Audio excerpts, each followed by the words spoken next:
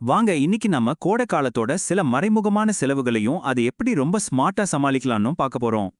கோடை காலம்னா வெறும் வெயில் மட்டும் இல்லைங்க. அதையும் தாண்டி நம்ம கிச்சன், நம்ம பர்ஸ், நம்ம ஹெல்த்னு எல்லாத்தையும் அது எப்படி பாதிக்குதுன்னு என்னைக்காவது யோசிச்சிருக்கீங்களா?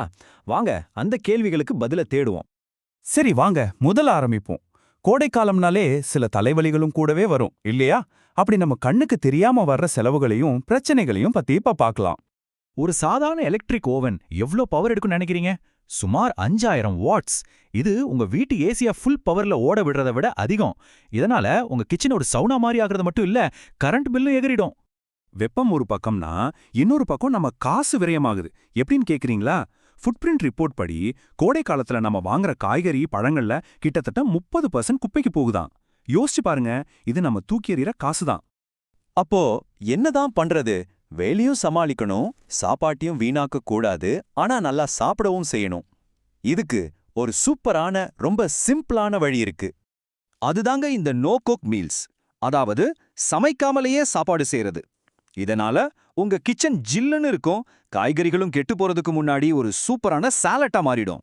பாருங்க, அடுப்பையே ஆன் பண்ணாம எவ்வளவு கலர்ஃபுல்லான சாலட் செய்ய முடியுதுன்னு. வயிறும் நிறையும், ஆனா உடம்புல ஒருவித மந்தமும் இருக்காது.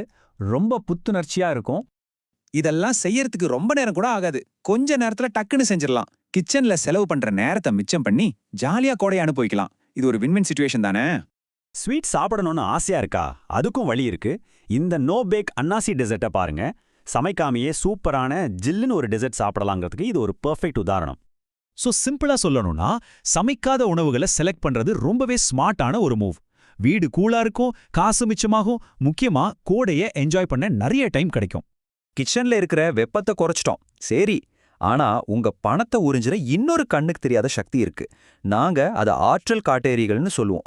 இதோட பேரு ஸ்டாண்ட் பை பவர். ஆனா இதுக்கு பொருத்தமான பேரு வேம்பயர் பவர் தான். ஏன் தெரியுமா? நீங்க டிவியோ லேப்டாப்போ ஆஃப் பண்ணி வச்சிருந்தா கூட அது மெதுவா உங்க மின்சாரத்தை ரத்தம் மாதிரி உறிஞ்சிக்கிட்டே இருக்கும். இங்க பாருங்க, உங்க டிவி, கேம் கன்சோல், ஏன் சும்மா மாட்டி விட்டுருக்கிற ஃபோன் சார்ஜர் கூட பவரை எடுக்குது. ஒன்னா பார்க்கும்போது சின்னதா தெரியலாம், ஆனா மாச கடைசியில பில்ல பார்க்கும்போது தான் தெரியும் அதோட மொத்த எஃபெக்ட். ஆனா ஒரு நல்ல விஷயம் என்னன்னா, இந்த வேம்பயர்ஸை விரட்டுறது ரொம்ப ஈஸி. யூஸ் பண்ணாதப்போ பிளக்க புடுங்கிடுங்க. ஒரு பவர் ஸ்ட்ரிப் வாங்கி யூஸ் பண்ணுங்க. ஒரே ஸ்விட்ச்ல எல்லாத்தையும் ஆஃப் பண்ணிடலாம்.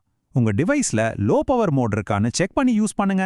இதெல்லாம் சின்ன சின்ன விஷயம்தான், ஆனா உங்க பர்ஸ்ல பெரிய மாற்றத்தை ஏற்படுத்தும். ஓகே, பணச்செலவு ஒரு பக்கம் இருக்கட்டும். கோடை காலம் வந்தாலே புதுசு புதுசா சில ஹெல்த் டிப்ஸ் எல்லாம் வரும். அதெல்லாம் உண்மையிலே வேலை செய்யுமா இல்ல வெறும் புரளியா? வாங்க ஒரு பிரபலமான விஷயத்தை எடுத்து அலசுவோம். கிராம்பு தண்ணி. கிராம்பு தண்ணீர், அதாவது கிராம்ப தண்ணியில ஊற வச்சு குடிக்கிறது. இது நம்ம பாட்டி காலத்திலிருந்தே செரிமானத்துக்கும் நோய் எதிர்ப்பு சக்திக்கும் யூஸ் பண்ணிட்டு வர ஒரு வீட்டு வைத்தியம். இப்போ திடீர்னு சோஷியல் மீடியால இது ஒரு பெரிய ட்ரெண்ட் ஆகியிருக்கு. ஆனா இதுக்கு பின்னாடி இருக்கிற அறிவியல் உண்மை என்ன? சொல்லப்படுற நன்மைகள் எல்லாம் உண்மையா?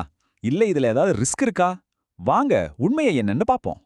உண்மை என்னன்னா, கிராம்ல சில நல்ல விஷயங்கள் இருக்குதான். ஆனா பேனர் ஹெல்த் மாதிரி நம்பகமான மெடிக்கல் சோர்ஸ் என்ன சொல்லுதுன்னா, இத அளவா தான் எடுத்துக்கணும்னு எச்சரிக்கிறாங்க.